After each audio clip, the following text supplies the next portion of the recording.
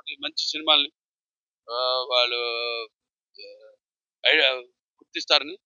మంచి సినిమా అప్పుడే ఒక ఛాలెంజ్ మాకు ఇటువంటి సినిమా ఏ హీరో కూడా ఇటువంటి అంటే చాలా మంది ఇప్పుడు కొన్ని క్యారెక్టర్స్ షాతకర్ణి ఉంది, లేకపోతే ఇప్పుడు నేను చేసి అన్ని వరుసగా 4 సినిమాలు మన అఖండ కానివ్వండి, తర్వాత వీరసింహారెడ్డి కానివ్వండి, తర్వాత నేలకొండ భగవంత్ కేసరి, మొన్న డాకు మహారాజ్ కానీ ఏదో ఒక మెసేజ్ ఉంటుంది నా సినిమాలో ఉంటుంది. కాబట్టి ఇది డెఫినెట్ గా ఒక మంచి ఉమెన్ ఎంపవర్మెంట్, సో మంచి సందేశం.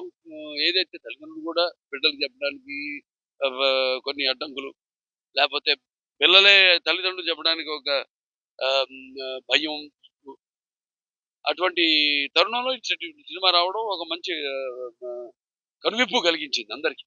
అటు పిల్లలకు కానీ తల్లిదండ్రులకు కానీ వాళ్ళ బాధ్యత.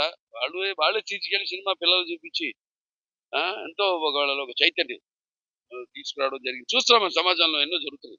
ఎంతో మంది ఇప్పుడు క్యాన్సర్ ఉంది, మా మా క్యాన్సర్ హాస్పిటల్ ఉంది. చాలా మంది కూడా ఇప్పుడు బ్రెస్ట్ క్యాన్సర్, ఇవన్నీ ఏంటంటే కొంచెం